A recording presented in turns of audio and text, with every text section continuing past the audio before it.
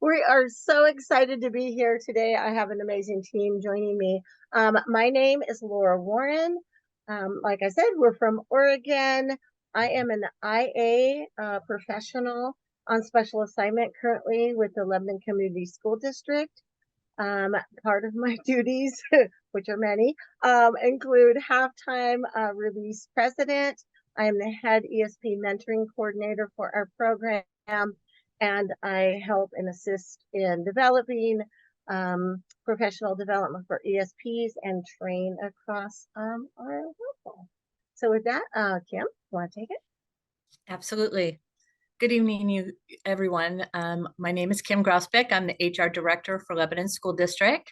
I'm so happy to be part of this webinar, as well as part of the mentoring program for Oregon. It's pretty exciting stuff that we have going on here, and we're excited to share it with you.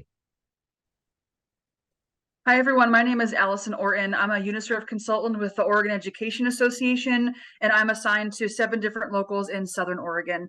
I'm really excited to be here, and hopefully you learn a lot from our presentation. So tonight, this is our agenda. We're going to take some time and we are going to explore the benefits of really what an ESP mentoring program can do for your local, much as it has done for both of ours. You're going to look at 2 ESP mentoring programs within Oregon that were kind of built off of each other. You're going to discover how you can build and launch an ESP mentoring program within your domain. And then, as Jessica so kindly said, we are going to have some time for questions at the end. There we go. All right, take it away, Kim. So the benefits of mentoring, there are so very many. However, when we sat down, we talked about the fact that mentoring has been something that the class or the licensed staff has done for many, many years, and it just didn't make sense. Why is it that our ESPs aren't getting the same? Because, you know, the need is there. And so it is a new concept for the ESPs, but basically it's a partnership between 2 individuals, the mentor and the mentee, that focuses on the common goal of developing a mentee's personal and professional skills through a strong learning relationship. And so as we go through this process tonight, we'll be talking about exactly how that happens. So we're going to take a little bit of time to really look at the benefits for each of the stakeholders within a mentoring program that you are going to build. So it really, we have to think about all the different stakeholders within there and see how the mentoring program can be beneficial to them. Kim, do you want to take the first section? Absolutely. The mentees, they get skills, support. That's a huge one. Support is ginormous. Self-worth, professional value, and they get to create relationships as soon as they're walking in the door, which is so beneficial. It has been huge. Within a program, you know, you think about some of the benefits it's going to be for mentors, but as we went through our program, you'll hear about how long we've been in existence in a bit, but we have really some surprises that we saw within our mentors and what they got. So obviously they get respect as leaders. Really, it's a way to have some acknowledgement of their expertise by the district, by other staff members, by administrators within buildings. And it also has led to other opportunities within leadership and actual career. The thing that you have to really understand with the mentoring program is it has changed perspectives of our longtime employees. It really helped them see their position in a brand new way.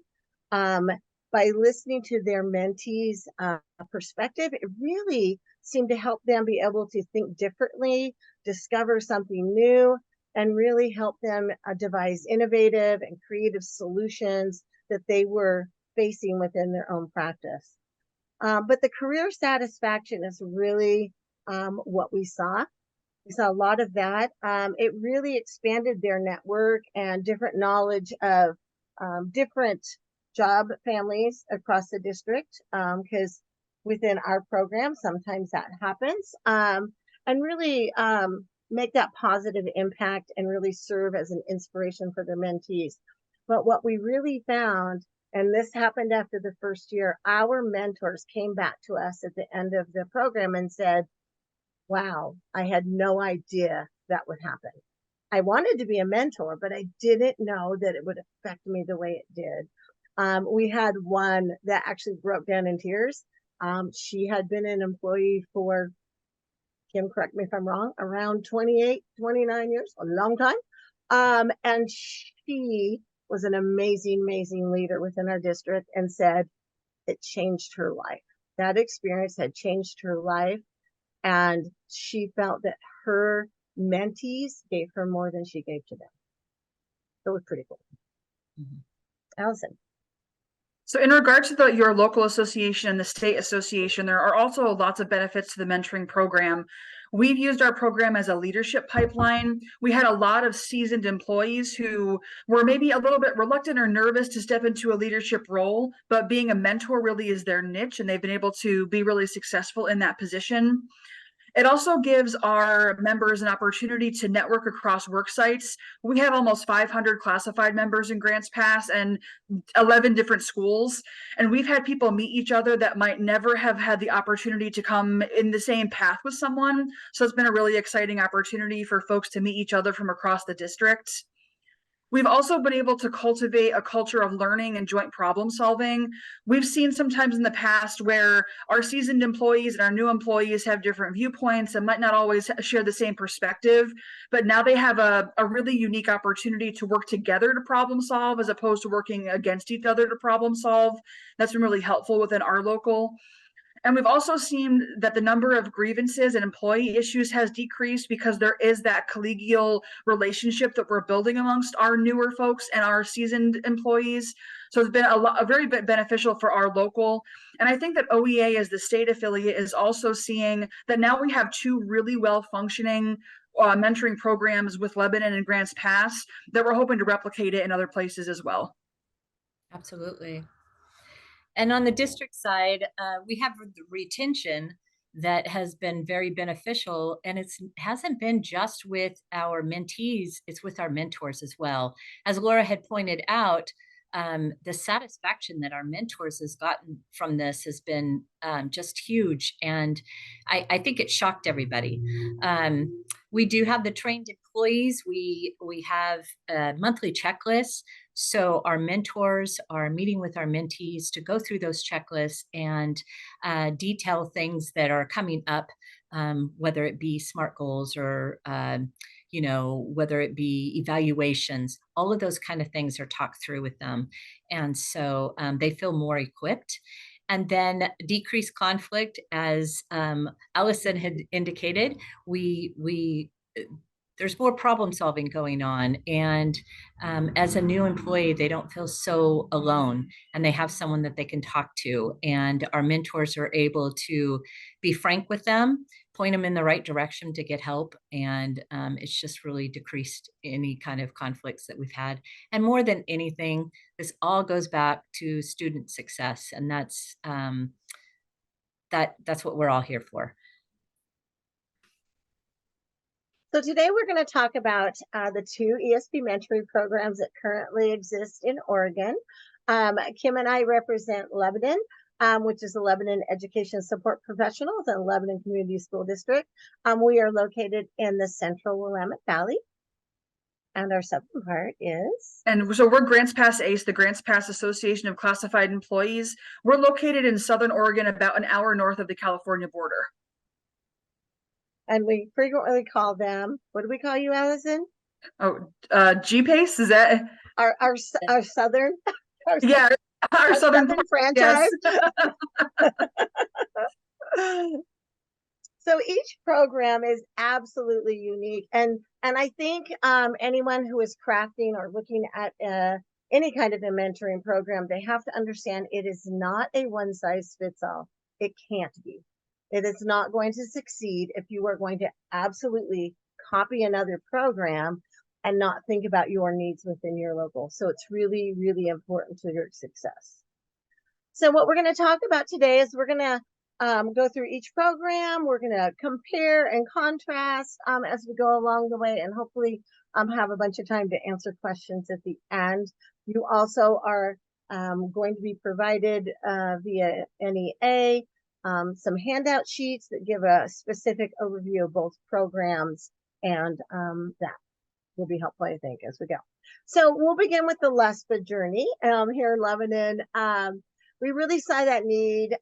Kim and I had talked about it about a year and a half, 2 years. We had been trying to find a way to create something for our ESPs because we saw the need. It was there. And there was nothing out there for us. We tried and we tried and we tried. And it wasn't really until luckily I applied and the team was accepted by NEA to go back to Washington, D.C. and craft our ESP mentoring program. So that's how we began. I think we were very, very deliberate in how we created our team. Kim and I both felt that it was a partnership between the union and the district. And so our team really was composed of that. It was myself, 2 of my senior leaders on my board, my exec board, Kim, who's our HR director, and our UNISERV consultant, Ken Vellante, which brings in all the resources from our state affiliate. So we worked closely with NEA ESPQ on developing our program. I will have to say we could not have done it without them. I give them all the credit. There's a lovely picture of us as our team back at headquarters as we were working. Kim, do you want to take this next part? Well, we had the opportunity, as Laura had stated, that she got a grant through the NEA, and that allowed us to start it up. But we needed more. So we took that opportunity to talk with first our superintendent, and then we presented it to the board. And then they 100% understood, they 100% supported us, and they have really gotten behind this program and backed it. So that first year, it was kind of combined in funding. And since then, Lebanon has now, the district has now picked up that funding for it. And it's quite substantial because they pay for all of the stipends, they pay for the coordinators, and they pay for a half-time release position for it. So they take it very seriously. Allison. Oh, I guess it's us still. Oh, so we are actually in year 4, if you can believe it. I look at that and I'm like, no. So that's just kind of crazy. So it is one of the models for NEA across the nation, with many of my colleagues that I work with through the mentoring program with NEA, all amazing programs. We have also within the state of Oregon also obviously expanded. You know, we got Allison helping out now, and it also is a focus with our ESDs, our education service districts around the state of Oregon. And really, I have been working with classified individuals from the other unions and helping them really understand why it's so important, because ESPs need it no matter what. So really, we've been expanding a lot. We have also been used as a model by our state affiliate from the Oregon Education Association, and have taken the framework and created a new statewide local president and leader mentoring program in Oregon. And I know Kim and others have also used this program to actually improve the licensed mentoring programs that are existing. So that's pretty cool. And on that note, Laura, we also took this to the Oregon School Personnel Association, which is the HR across the state. And we went to a conference and presented it there. So definitely a whole lot of school districts are looking at this more closely. It's exciting. It is. So with any program, anything that you do, you must start out with the why. Why is it important? And Laura and I had found that, yes, we saw the need, but, you know, we could see the need, but unless we know exactly the why, then other people won't jump on to the bandwagon and move forward with us. So to achieve this successful mentoring program, we really looked at this, and we spent, seriously, I think our team spent almost a whole day thinking about our why. And so this is our statement. We created it as we began to build the program, and it focuses mostly on students because that's what we're all here for. And that focus becomes from our staff, which is huge. Our program was developed to ensure all new employees felt supported, gained needed training, and increase employee retention that supported the student success every day. And I think our why has been pivotal in our success, I would have to say, Kim, is because we always go back to our why when we're making decisions of any changes or additions that we would like to make in the program. We always go back to our why. Absolutely. Allison. So for Grants Pass, our program is definitely in the infancy stages compared to Lebanon's. We started this back in February. The spark actually came from, in Oregon, we have an ESP conference every year, and two of the members on our mentor advisory committee went last year to that conference and heard Laura talking about the mentoring program and said, I want to do that in Grants Pass. So in February, we got our team together and we did the same thing, kind of looked at, well, why is this important? Why do we need this for members? Why do we need this for students? And our why was really around our retention rate, which was an abysmal 40%. And we knew that the constant revolving door of new staff coming in was not what was best for students or for their learning. So once we realized that we do have a big problem that needs to be fixed, we applied for NEA's ESP Peer Mentoring program, where we were able to go to Salt Lake City in May to work with Laura and Kim and many other groups from across the nation on getting our program up and running. After we attended that really beneficial workshop, we applied for an NEA grant as well. We were given $24,500, which we were super stoked about and are still really excited to be using those funds to help our program thrive. We were also able to get a commitment through collective bargaining last spring with the Grants Pass School District, where they committed to a 2-year pilot program with a $10,000 commitment for this year and a $10,000 commitment for next year. So even though we just started in February, we really have hit the ground running and have made some really big gains in our program. So the program framework for each of these is similar, but I think when you're building your program, really you need to think about that framework first and foremost. It's extremely important. And then, like I said, it needs to be adjusted to your specific needs. So within the Lebanon Education Support Professionals, the Lebanon program, our mentors apply in the spring via application. This includes reasons they are interested in the mentoring program, as well as references. The mentoring team meets and goes over those applications. It's wonderful for our team to be able to have all of the different positions. So we have union leadership, we have district leadership, we have OEA assistants as well. So we can look at those applications, and Kim's going to know if that mentor had gone into unpaid leave, for instance, right? That's not something we want for a mentor. So I think that has been a keystone.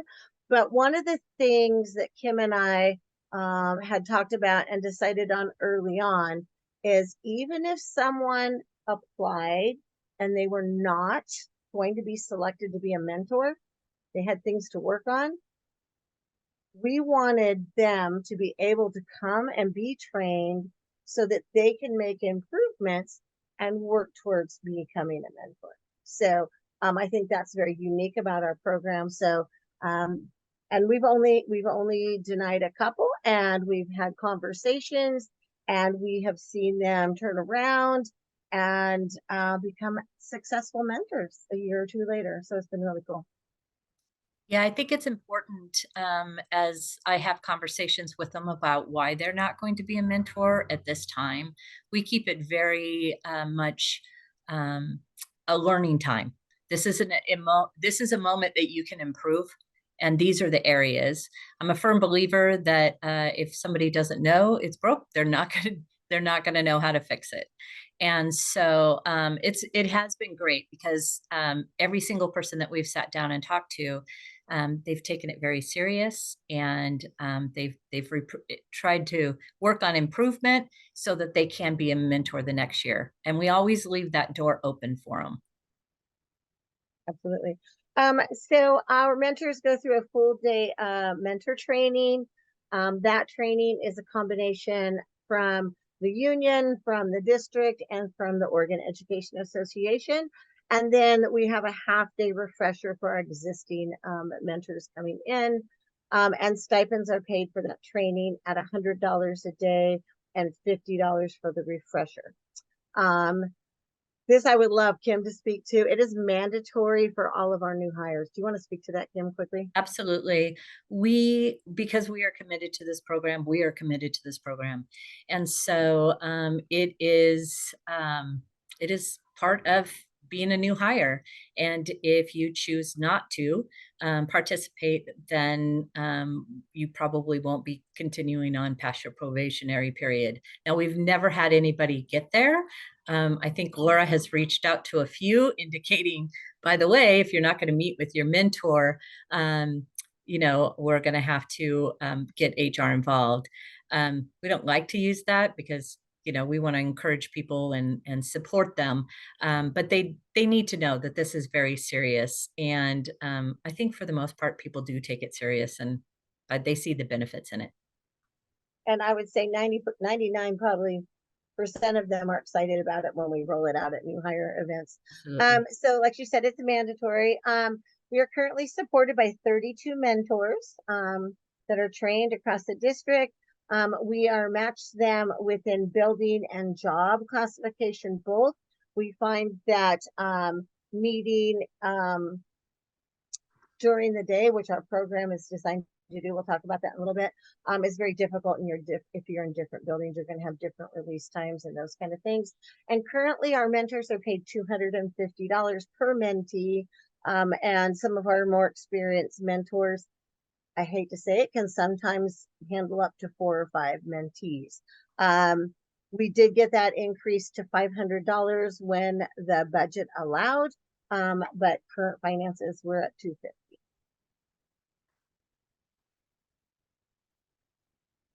So many aspects of the Grants Pass program are very similar to what Lebanon does, and that's thanks to Laura being a complete open book and sharing all of her resources with us. So I think that's one of the reasons why we were able to be so successful so quickly, is because we didn't have to recreate anything. We basically said, Laura, do you have this or do you have that? And she sent it right our way. So it's been really helpful to have that partnership. We are a relatively large district in Grants Pass. As I mentioned, we have almost 500 classified employees, and we decided that there was no way that we were going to be able to assign a mentor to every new hire right from the get-go. We have over 100 new hires every year, so we wanted to start small and manageable at the beginning of our program. So we selected 3 pilot schools, 2 elementaries and 1 middle school. We are at a point where we're slowly adding more schools to that list, but our 3 pilot schools in our program were where we started off. We held a full day mentor training in August where we trained 14 mentors. We had a trainer come from OEA to do True Colors, which if you have not done True Colors, I highly recommend it. It was a really great way to start off the training so people can understand kind of why they are the way that they are. And it really was eye-opening for a lot of folks. It was a really great part of the training. In September, after our new hire orientation, we were able to assign our 14 mentors to 21 mentees, which led to our first gathering of mentors and mentees at the end of September, which was super successful. During that time, they were able to meet each other, get to know each other. They created SMART goals, which is another piece of the Lebanon program that we transferred over to ours. We also were able to hold another mentor training in September because we had some folks that just couldn't make the one in August because it was during the summer still. So we had a second training in August. Now we're up to 21 trained mentors, and each of our mentors will receive a $300 stipend per mentee that they work with. That's prorated if the mentees start a little bit later than September. We're going to talk about the program. Oh, sorry, Alton, do you want to? Sorry, I just wanted to mention that picture really quick. This is a picture that we had at our mentor and mentee gathering. Back, sorry. That's okay, but it was really awesome, and that picture really shows the collaboration that was happening during that meeting. So it was really nice to see the fruits of our labor really paying off. So it was a great day. So we're going to talk about the program supports really, really quickly because we want to be mindful of your time and make sure we have plenty of time for questions. Within Lebanon, there are 3 coordinators. There is me, who is part-time released, and then 2 others, and we are paid additional stipends for that work. We have monthly mentor support meetings. Those are super useful for our mentors. We provide a mentor newsletter. Also, as coordinator, I provide the monthly focus topic and the support materials that go with that. That is anywhere from SMART goals to district policies, and just it's a wide variety. We also have a BIPOC affinity space that we created within our mentoring program for our mentors and our mentees, which has been kind of cool. And the coordinators also assign all the mentors and the mentees. I think Kim, as many times as says, thank goodness. Yes. We couldn't, honestly, the partnership is so huge because honestly, there is just no possible way HR could do all of that. So we very much appreciate the help. The school district, of course, supports in the financial piece of it, which we had already talked about. Of course, we support the program. We're available and support it in every way we can. We also allow release time for people to meet during work hours. So we have Wednesday early release. We encourage meetings to be set up during that time. If for some reason they have to meet outside of work hours, the mentee, of course, turns in the timesheet. We don't want anybody working outside of work hours and not being paid for it. So we do have an MOU and contract language around our mentoring program. We 100% believe in it. It's a great thing. Yeah. And I would say with that statement too, Kim and I developed this program through an MOU initially, right? Because we all know if you open a contract, now you're getting into the financials, right? And we saw that we needed to do this. And so being who she is, we worked together to create that MOU. And then we did put contract language within our contract, but we left it very fuzzy. And I think that's important to keep in mind as you're building a program. It's fuzzy and it refers back to the MOU. That is the way that Kim and I can meet and say, oh, there's this extra money this year. We want to reward our mentors, such as we were able to do last year. Instead of $250 a mentee, they got $500. We made it very clear it was for 1 year because we had the extra money, but it allowed us to do that. If we had it written within the contract, there's no way we could do that. So I would advise you to really look at that. And then OEA assists with training and our training materials.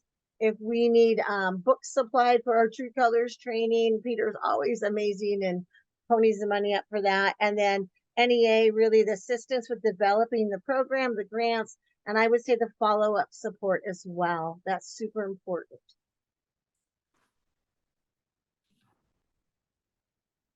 So with the Grants Pass program, we had a mentor for the mentor program, which was Laura. And again, she gave us all of her resources and materials. We could not do it without her. So we are forever in your debt, Laura.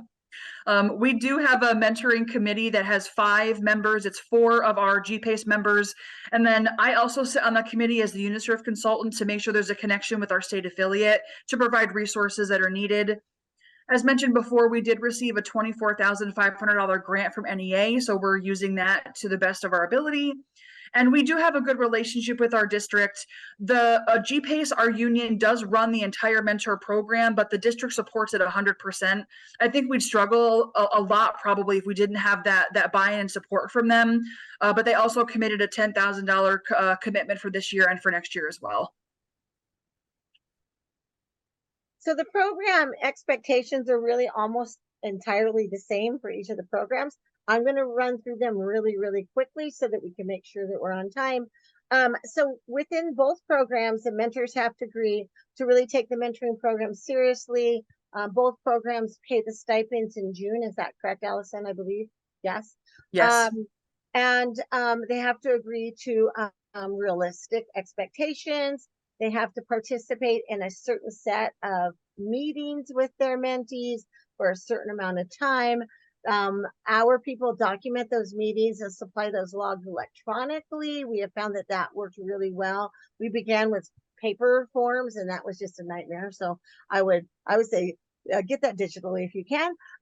They have to practice that confidentiality and provide encouragement. Confidentiality is one of the most important things within our program. It is not up to them to supervise or discipline their mentee. That is not their job, and we make that very, very clear. They also keep reflection logs with their mentees, so they have a memory of what happened with that meeting and any follow-up that they need. They have to really understand that it's not their job to evaluate the mentee and fill out exit forms and provide program feedback. I think that's vital in order to make the changes needed within a mentoring program. If you don't do that, your program is bound to fail because it has to meet the needs for your employees and your district. And the mentees must, like Kim said, participate in the program. I'm not sure, Allison, how do you handle that? Have you had that problem yet? So ours is not, it's not as mandatory as Lebanon's is, but we've only had 2 people opt out. So we do allow them to opt out for now. It's not going to stay that way forever, but people seem to want to participate, which makes it a lot easier. Yeah, awesome. They have to agree to respond to their mentor in a timely fashion, set SMART goals, which also can be used in their evaluations for our district, work towards completion of that goal, and accept feedback and self-reflect.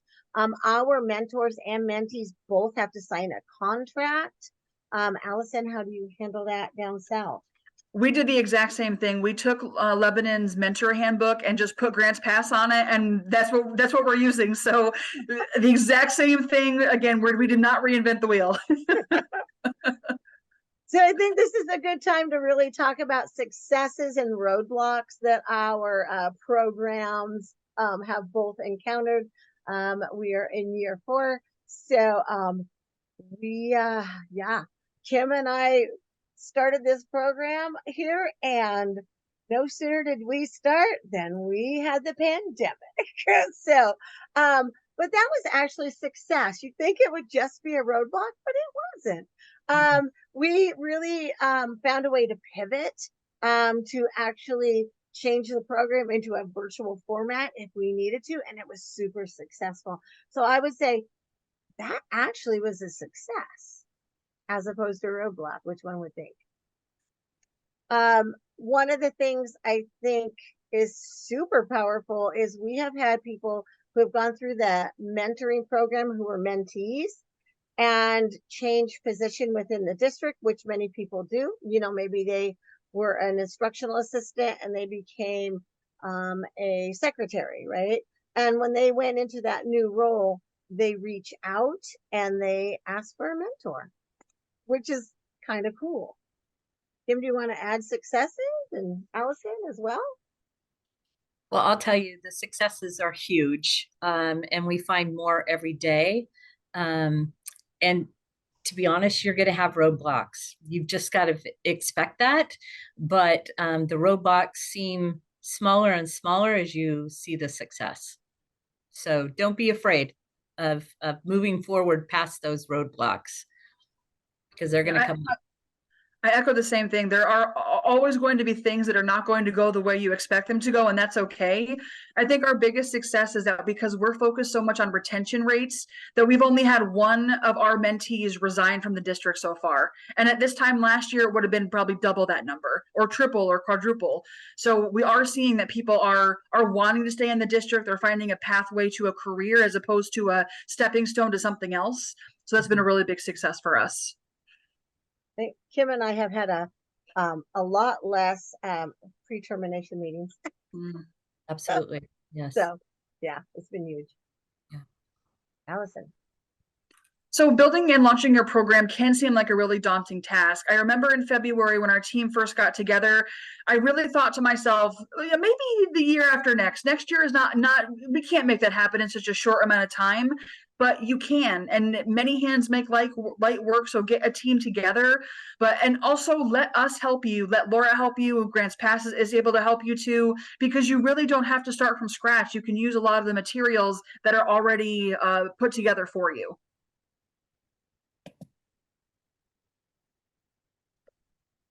So as Allison said, your biggest support really is each other. Don't reinvent that wheel, and let the established programs help you out. There's a lot of them throughout the country. And one of the things I think to remember is maybe Lebanon, maybe Grants Pass, maybe Illinois, maybe those programs aren't going to work for you, but you can do it. If you don't have district support, it can be union ran. If you don't have the finances to pay stipends to mentors, there's other ways. You could get extra personal days for your mentors. So don't get bogged down. Think about those different avenues in which you can do it. NEA provides a lot of support. Allison can speak to this one. Yeah, our grant has really been fantastic. And we kind of said, we're going to apply for as much as they're going to give us, and they'll give us maybe half of it. And they came back and gave us almost the whole thing. So we are living large this year with our program, and we're really excited about it. We know we have to pare it down for next year, and we're working on that. But the first year, you're not really sure how much you're going to need. So it's good to have some of those extra funds to help your program thrive at the beginning. We also do have some trainings. NEA offers really great trainings. We had some from OEA as well. And there's always ongoing support from our networking within the state, which hopefully your states will have something similar. And then NEA provides a learning path. If you are not aware of that, it's a learning path course. It's amazing. Grace and her team did a fantastic job creating it. I believe that's how Allison and her team really did that learning piece and started to develop their program before they traveled to Salt Lake City as a team. It's a free online learning opportunity. It has 4 courses. They can be taken by an individual or by a team. And I really, I love that an individual could do it, but to build a good program, you need to have a team. And if that team goes through it, you're going to have success. So, yeah, there's a QR code you can scan if you want to pull that up, but it's amazing.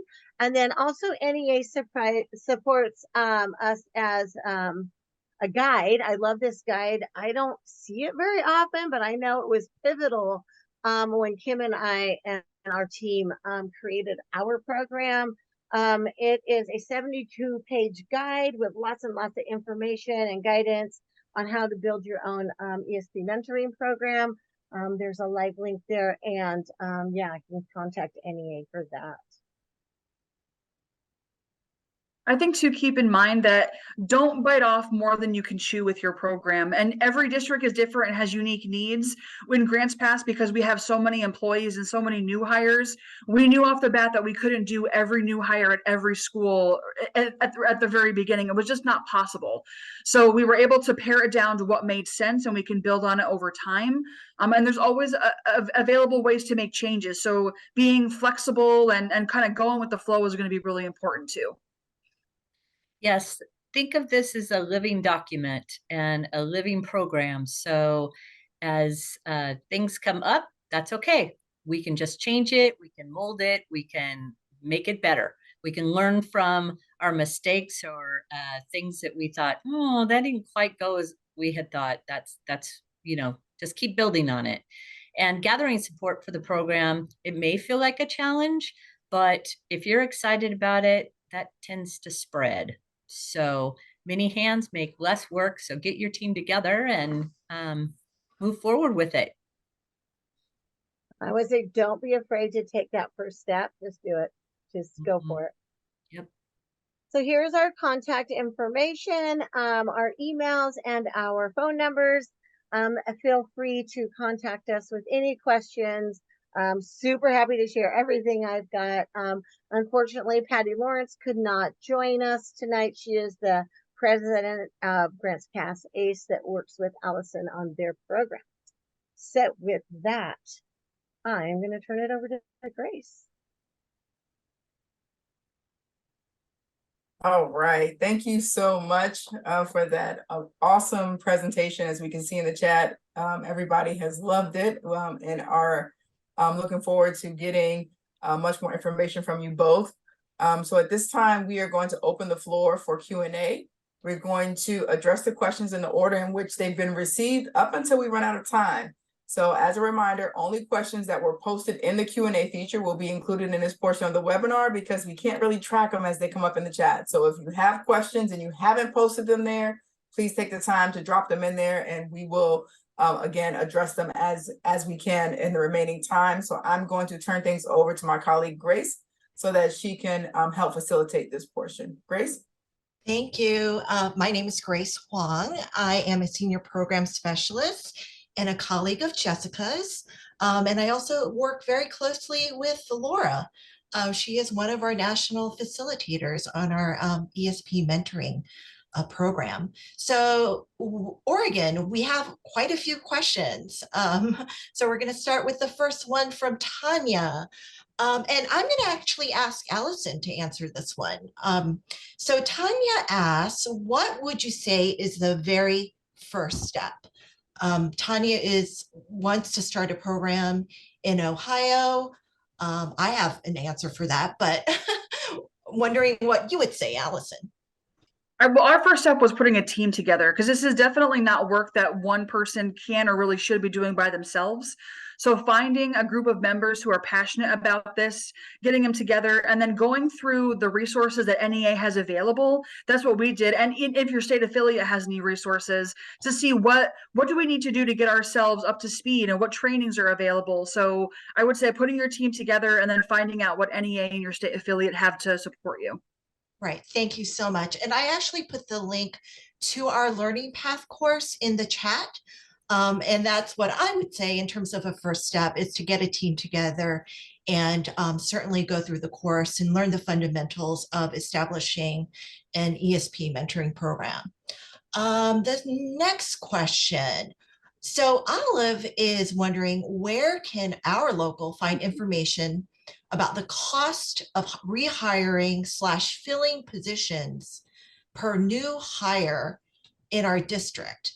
And I'm actually going to ask this question of Laura and Kim. And this question makes me think about that statistic that you had shared with us, Laura, at one point, that Lebanon had discovered that for every new hire that left the district, I believe you had said that it costs the district something like $10,000. And so I think that's kind of what Olive is asking about. Like, how did you come up with that amount? So via research, that's what we came up with. I would say I don't think it's that high. Kim, you might disagree, but I think it's pretty close to that because by the time you take and you post the vacancy and you spend the time interviewing and all of those pieces, right? Because that's time consuming and you're talking dollars when they're doing right. that.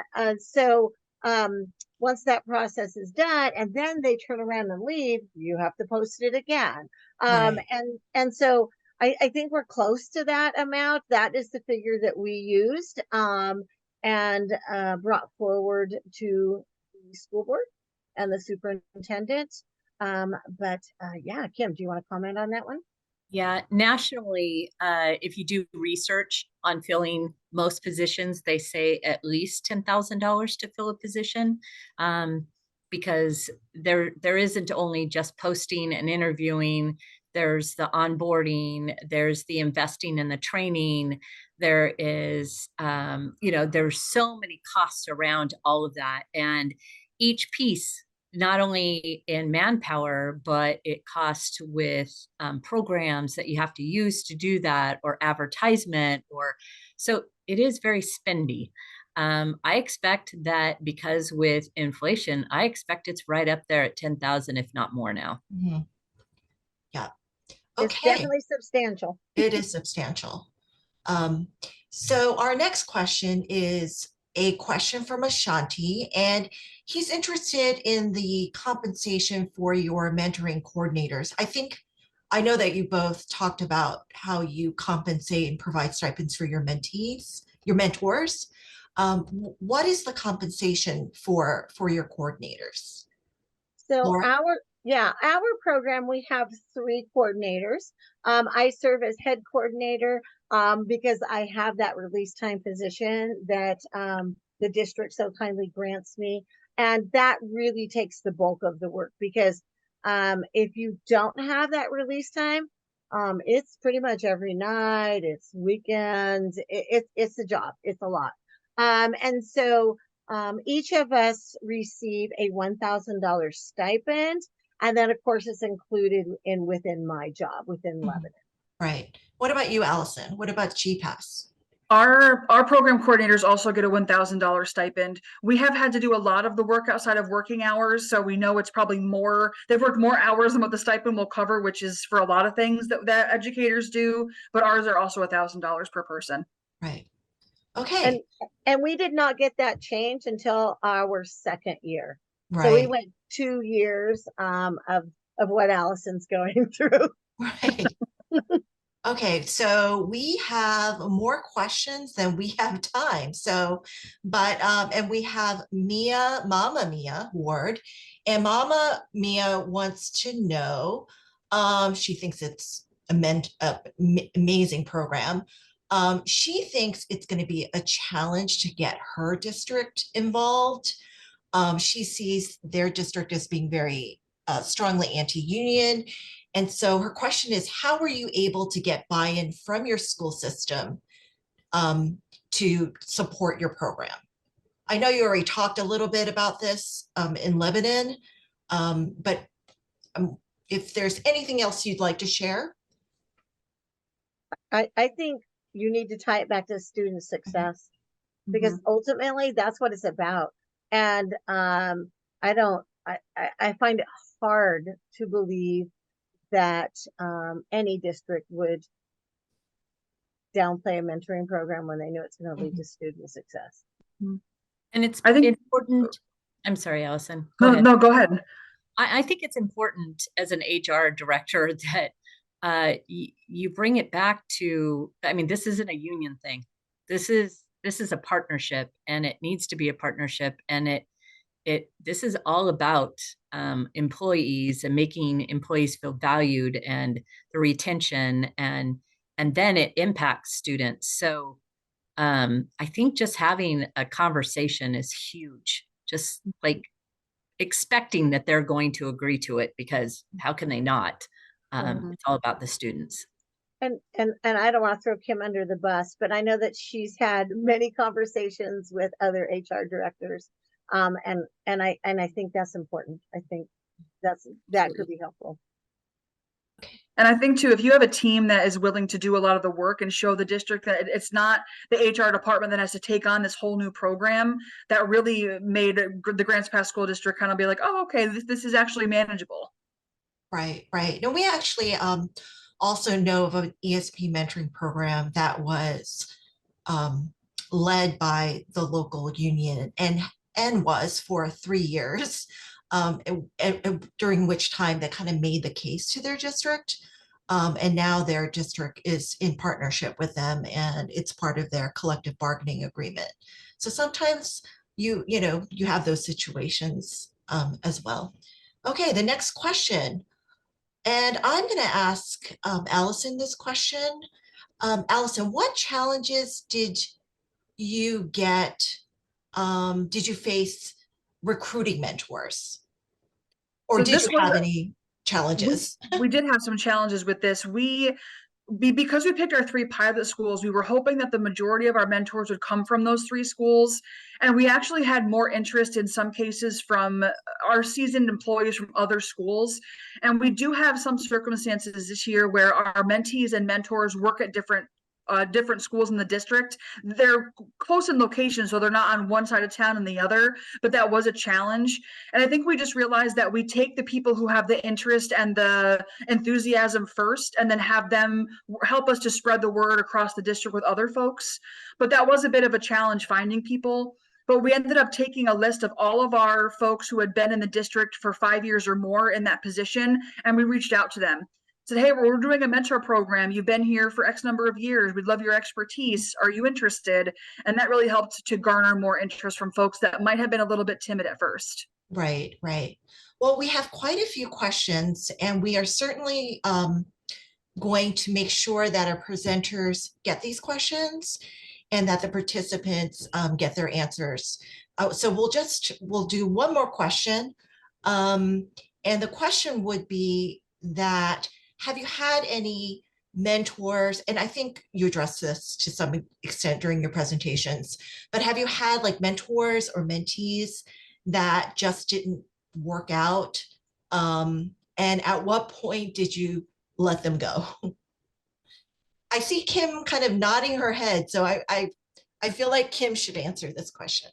Well, we've had individuals that there's a conflict, mentor conflict, that we thought that they were going to do well and they just haven't followed through, or personality conflict with the mentee. We've had some mentees that's had past experience with the mentor and outside of work, and so we had to consider that.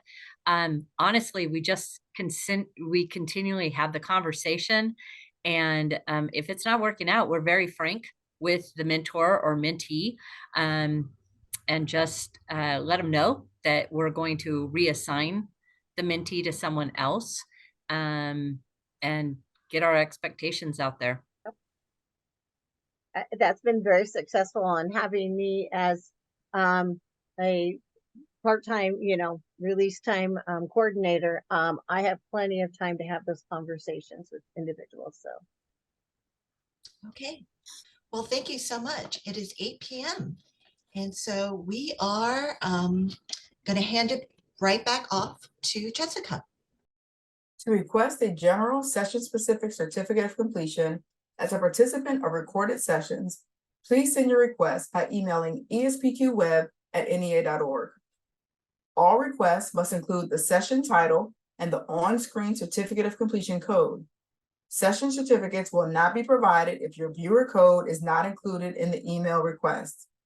Note, due to limitations in our ability to track attendance after live sessions, requests for personalized certificates will only be provided for participants of live webinars whose attendance can be verified.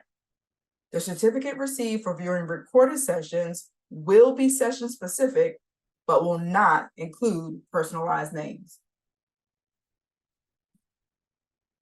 On behalf of the Center for Professional Excellence in Student Learning's NEA ESP Quality Department, I would like to once again thank our 3 presenters for that amazing session this evening, and thank you all for your participation. Please stay safe, stay healthy, and good night from the NEA ESP Quality Department.